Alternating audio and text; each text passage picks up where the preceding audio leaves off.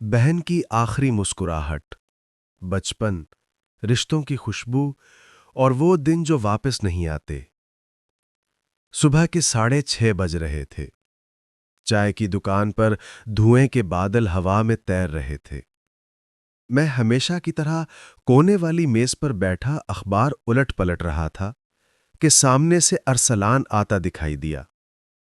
لیکن آج وہ ارسلان نہیں تھا۔ آج وہ ٹوٹا ہوا، بکھرا ہوا، خالی آنکھوں والا انسان تھا۔ وہ میرے پاس آ کر بیٹھا، سلام کیا اور آنکھیں جھکائے رکھیں۔ میں نے محسوس کیا کچھ بہت بڑا اندر ٹوٹ چکا ہے۔ پھر اچانک اس کی آنکھوں میں نمی تیرنے لگی۔ وہ سر جھکا کر میرے ہاتھوں کو پکڑنے لگا۔ فراز، آج میں خود کو بہت چھوٹا محسوس کر رہا ہوں۔ میں چونک گیا۔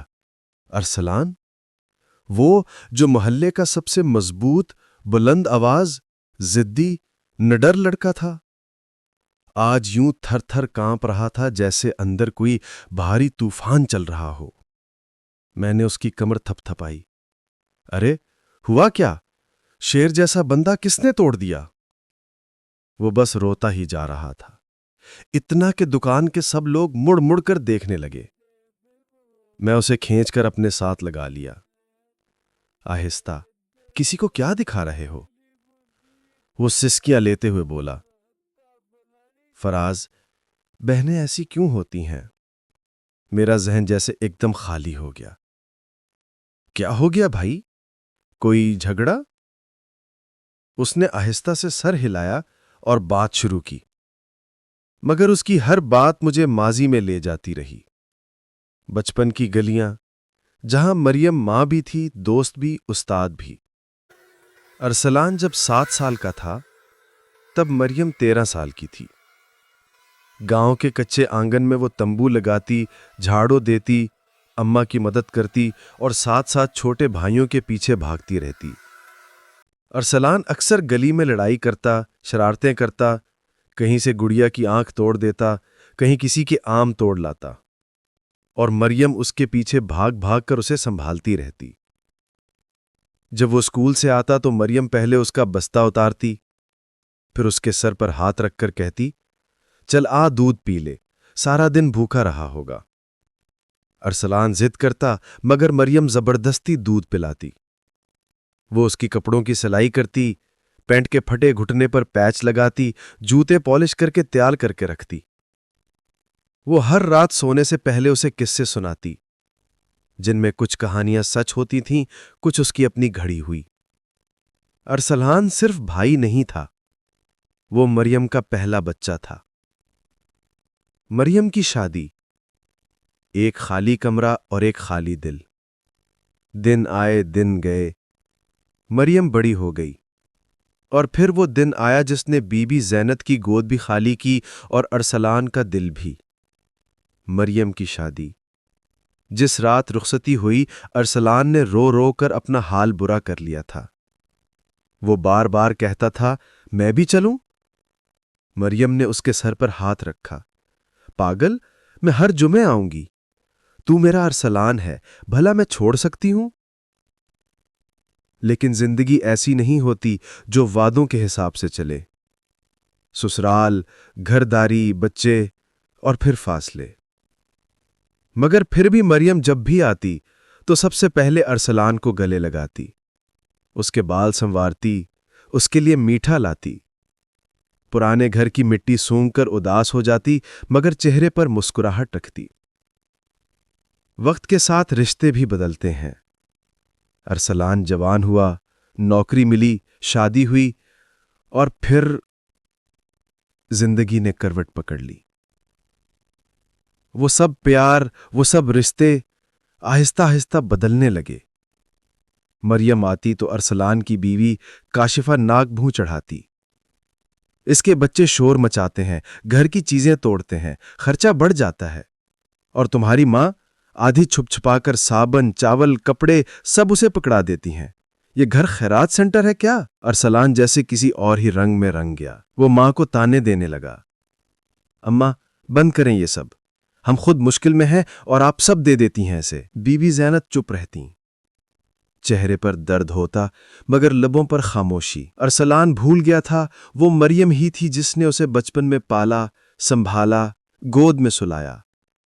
مگر انسان اکثر وہیں اندھا ہو جاتا ہے جہاں اسے سب سے زیادہ دیکھنا چاہیے۔ دوپہر کی دھوپ آہستہ آہستہ دیواروں پر اتر رہی تھی۔ بی بی زینب حویلی کے صحن میں مریم کے لیے چاول کا تھیلا بھر رہی تھیں۔ ان کے ہاتھ کانپ رہے تھے، چہرے پر خاموشی اتنی گہری تھی جیسے صدیوں کا بوجھ دل پر رکھا ہو۔ مریم آہستہ سے پاس آئی۔ اماں چھوڑ دیں، رہنے دیں، میں سب سمجھتی ہوں۔ زینب نے مسکرا کر کہا، بیٹا تیرے بچے ہے، کھانے پینے کو چاہیے ہوتا ہے، لے جا، دل رکھ لے میرا۔ اور وہ تھیلا آہستہ سے چھپا کر رکھ دیا، صرف اس لیے کہ ارسلان نہ دیکھ لے۔ مریم نے ماں کے ماتھے پر بوسہ دیا اور بولی، اماں میں کبھی کچھ نہیں لوں گی اگر اس سے گھر میں لرزہ آتا ہو، مگر آپ کیوں ڈرتی ہیں؟ بی بی زینب نے آنکھیں چھپا لیں۔ بیٹا ماں کا دل ہمیشہ دو حصوں میں بٹتا ہے، ایک بیٹی، ایک بیٹا۔ اسی دن شام کو ارسلان آیا، دروازے سے ہی آواز لگائی، اماں پھر صابن دیا ہے اسے، پھر چاول، ہماری محنت کی کمائی سب اسے ہی دینا ہے۔ کاشفہ فوراً باہر آئی، جیسے انتظار میں کھڑی ہو۔ میں تو کہتی ہوں یہ سب بند کریں، آپ کی بہن آتی ہے تو گھر کا خرچہ ڈبل، بچے چیزیں توڑ دیتے ہیں، کچھ خیال ہی نہیں، اور پھر آدھو چھپ چھپا کر امی سب کچھ اسے پکڑا دیتی ہیں۔ مریم چپ کھڑی تھی، آنکھوں میں کوئی پانی نہیں، صرف ایک سایہ، ایک تھکن۔ وہ کچھی آواز میں بچوں کو اٹھا کر بولی، اماں میں چلتی ہوں۔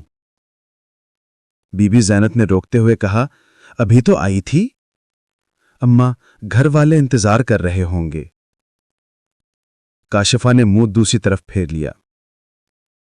ارسلان نے بھی کوئی نرمی نہیں دکھائی۔ مریم چلی گئی، خاموش، مسکراہٹ کے بغیر، اور وہ پہلی بار تھی کہ جاتے ہوئے اس نے پیچھے مڑ کر نہیں دیکھا۔ کچھ مہینے بعد بات زمین کے حصے پر آئی۔ ارسلان کے بھائی یاسر نے کہا، بہن کو بھی اس کا حصہ دینا ہے، قانون بھی ہے، شریعت بھی ہے۔ ارسلان نے میز پر ہاتھ مار کر کہا، میری زمین کا حصہ بہن کو، میری لاش پر۔ کاشفہ پیچھے سے بولی، ایک بار حصہ دے دیا نا، پھر ساری عمر ہم سے ہی مانگتی رہے گی۔ بہنوں کو حصہ نہیں دیا جاتا، آئندہ نہ کہیے گا۔ مریم سامنے بیٹھی ہوئی تھی، اس نے سر جھکا رکھا تھا۔ اس کے ہاتھ میں تسبیح تھی، لیکن موتیوں سے زیادہ اس کی خاموشی لرز رہی تھی۔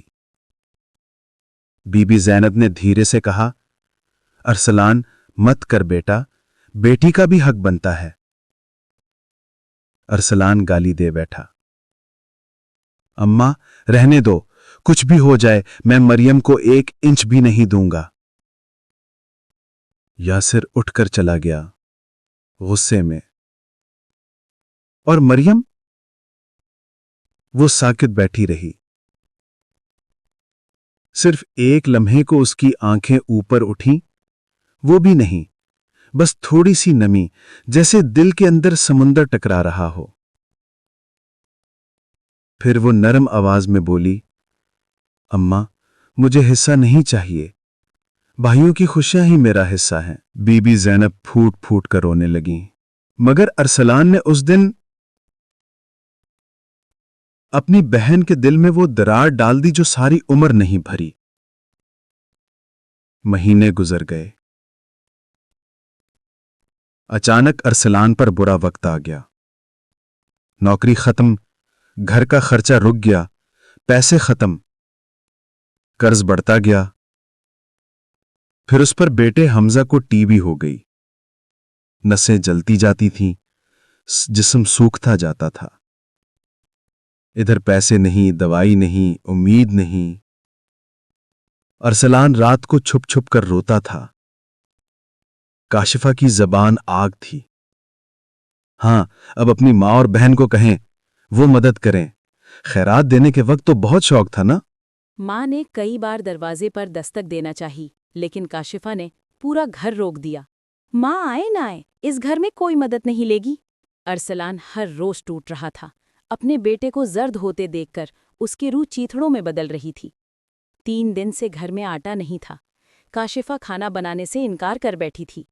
ارسلان بند کمرے میں بیٹھا رو رہا تھا۔ سچ میں، بڑا آدمی رو رہا تھا، خاموش دبے دبے آنسو، پاؤں کے پاس پڑے حمزہ کے میڈیکل رپورٹس، ہاتھ میں قرض کے پرچے۔ اسی وقت دروازہ ہلکا سا کھلا۔ مریم کھڑی تھی۔ ارسلان نے اوپر دیکھا اور چیخ پڑا، وہ آ گئی نا منحوس، اب کیا لینے آئی ہو؟ کاشفہ فوری کمرے میں آئی۔ کوئی گوشت مت پکانا، کوئی بریانی نہیں، آئی ہے تو چائے پانی دے کر واپس کر دینا۔ مریم کچھ نہ بولی، بس اپنی چپل اتاری اور سیدھے اس کے کمرے میں آ گئی۔ وہ اس کے پاس بیٹھ گئی، اس کے سر پر ہاتھ رکھا۔ ارسلان، تو پریشان ہے؟ ارسلان نے پہلی بار اس کی آنکھوں میں دیکھا اور حیران رہ گیا۔ اس کی بہن کی آنکھیں شدید تھکی ہوئی تھیں، چہرہ کمزور، دوپٹہ پرانا، چپل ٹوٹی ہوئی، مگر وہ مسکرا رہی تھی۔ ارسلان، چیزیں ٹھیک ہو جائیں گی، آجا، اٹھ جا۔ یہ کہہ کر اس نے آہستہ سے اپنا پرس کھولا، بہت آہستہ، اور 2 سنہرے کنگن نکال کر اس کے ہاتھ میں رکھ دیے۔ لے بھائی، انہیں بیچ دے، بیٹے کا علاج کرو۔ پاگل ہے تو، بھلا میں کیسے دیکھتی کہ تو اس حال میں ہے؟ ارسلان پاگلوں کی طرح دیکھ رہا تھا۔ مریم نے اس کے ہاتھوں کو دبا کر کہا، ارسلان، یہ میرے جہیز کے کنگن ہیں، تمہارے دکھ سے زیادہ قیمتی کچھ بھی نہیں، لیکن کسی کو بتانا نہیں، قسم ہے تمہیں میری۔ اس نے اس کے ماتھے پر بوسہ دیا، ایسا بوسہ جس میں ساری دنیا کی محبت تھی۔ پھر پرس میں سے 1000 روپے نکال کر اس کی جیب میں ڈال دیے، جو چھوٹے چھوٹے نوٹ تھے، شاید اس کی ساری جمع پونجی۔ بچوں کے لیے گوشت لے آنا، اور ارسلان، کل داڑھی ضرور ترشی ہوئی دیکھوں، اتنے سفید بال کیوں نکل آئے ہیں؟ پھر وہ اٹھ گئی۔ ارسلان نے آخری بار اس کے پاؤں کی طرف دیکھا، ٹوٹی ہوئی جوتی، پرانا دوپٹہ اور لرزتے قدم۔ رات کے 10 بج رہے تھے۔ ارسلان دروازے پر کھڑا تھا، ہاتھ میں وہی سنہرے کنگن، دل میں طوفان، دماغ سوالوں سے بھرا ہوا۔ وہ خود کو کوس رہا تھا، میں نے مریم کے ساتھ کیا کیا؟ اس کی باتیں، اس کی خاموشیاں، وہ سب میں نے کیوں نہ سمجھا؟ مگر انسان ہمیشہ دیر سے سمجھتا ہے، تب جب وقت ریت کی طرح ہاتھ سے پھسل چکا ہوتا ہے۔ اگلی صبح ارسلان نے بڑی مشکل سے ہمت جمع کی اور ماں سے پوچھا، اماں، مریم کی طبیعت ٹھیک ہے نا؟ بی بی زینت نے آہ بھری، ان کی آنکھیں پہلے سے زیادہ بجھی ہوئی لگ رہی تھیں۔ بیٹا، مریم کے گھر کے حالات اچھے نہیں ہیں۔ زرار کی نوکری 2 سال پہلے چلی گئی تھی، تب سے مریم سلائی کر کے گھر چلا رہی ہے۔ وہ کنگن جو اس نے تمہیں دیے؟ ارسلان کا دل دھڑکنا بند ہو گیا۔ بی بی زینت نے ہاتھ جوڑ کر کہا، وہ کنگن تو اس نے اپنے بیٹے کی فیس کے لیے بچا کے رکھے تھے، وہ امید تھی مریم کی، وہ آخری سہارا تھا، مگر تو مشکل میں تھا، اس نے بنا کچھ سوچے، بنا کچھ رکھے، تیرے ہاتھ میں رکھ دیے۔ ارسلان کی ٹانگیں کانپ گئیں، جیسے زمین نیچے سے غائب ہو گئی ہو۔ اماں، مریم نے یہ سب مجھ سے کیوں چھپایا؟ بی بی زینت کی آنکھوں سے آنسو بہہ نکلے۔ بیٹا، بہنیں اپنے دکھ بتا کر بھائیوں کا بوجھ نہیں بڑھاتی، وہ مسکراتی رہتی ہیں، چاہے اندر سے ٹوٹ چکی ہوں۔ ارسلان نے فیصلہ کیا کہ آج وہ بہن سے معافی مانگے گا، اس کے گھر جائے گا، اسے گلے لگا کر روئے گا، اس کے بچوں کے لیے سامان لے جائے گا، زندگی ٹھیک کرے گا۔ وہ دکان سے چینی، آٹا، دہی، جوس، بسکٹ سب خریدتا چلا گیا، پھر بائک نکالی اور سیدھا مریم کے محلے کی طرف پڑھا۔ دل نہ جانے کیوں کانپ رہا تھا، ڈھول کی طرح دھڑک رہا تھا، اور جب وہ مریم کے گھر پہنچا تو دروازہ کھلا تھا، اندر ہو کا عالم تھا، گھر میں گہری خاموشی اور عجیب سا سناٹا۔ ارسلان نے آواز دی، مریم، مریم بہن۔ کوئی جواب نہیں۔ اچانک ایک کمرے سے ہلکی سی آواز آئی۔ وہ دوڑا اور اندر دیکھا، بی بی زینت موجود تھیں، لیکن ان کی شکل خزاں کے درخت کی طرح سوکھی ہوئی، آواز ٹوٹی ہوئی۔ ارسلان، تو آ گیا۔ ارسلان گھبرا گیا، اماں خیریت ہے نا؟ بی بی زینت نے جواب نہیں دیا، صرف ہاتھ سے پردہ ہٹایا، اور وہاں چارپائی پر مریم لیٹی تھی، چہرہ زرد، ہونٹ ششک، سانسیں بہت مدھم۔ ارسلان کے ہاتھ سے شاپنگ کا تھیلا چھوٹ گیا۔ اماں، یہ کیا ہوا؟ مریم ایسے کیوں لیٹی ہے؟ بی بی زینت نے روتے ہوئے بتایا، تمہیں کنگن دینے کے بعد وہ 2 دن تک کھانا نہیں کھا سکی۔ وہ چھپاتی رہی کہ گھر میں آٹا نہیں تھا، وہ چھپاتی رہی کہ نقصان ہو گیا تھا، وہ سلائی مشین خراب ہو گئی تھی، وہ سب چھپاتی رہی۔ رات بھر درد میں کراہتی رہتی تھی، کہتی تھی، اماں بھائی مشکل میں تھا، میں کیسے نہ دیتی۔ ارسلان کے قدم ڈگمگا گئے۔ وہ بہن کے پاس جا بیٹھا۔ مریم اٹھو، تم نے تو کہا تھا میں جمعے کو آؤں گی، تم ایسے لیٹ گئی ہو۔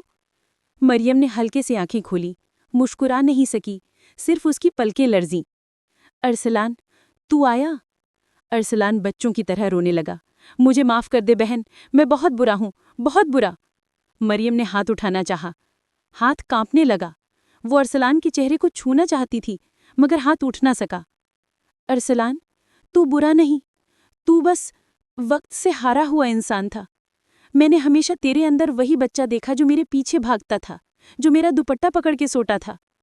میں نے کبھی تجھ سے کچھ نہ مانگا، کیونکہ بھائیوں کا مانگ کر لیا ہوا نہیں ہوتا، محبت ہوتی ہے، اور محبت بس دی جاتی ہے۔ وہ کنگن جو میں نے تمہیں دیے، وہ میرے پاس آخری چیزیں تھیں۔ میں نے وہ اپنے بیٹے کی فیس کے لیے سنبھال کر رکھی تھی، مگر تیرا دکھ میرے لیے سب سے بڑا تھا۔ میں نے اگر وہ دے دیے تو سمجھ لے میں نے اپنے حصے کی جنت تجھے دے دی۔ ارسلان، اماں کا بہت خیال رکھنا، وہ تجھ سے کچھ نہیں بولتی، لیکن تیرے ہر لفظ پر ٹوٹ جاتی ہیں۔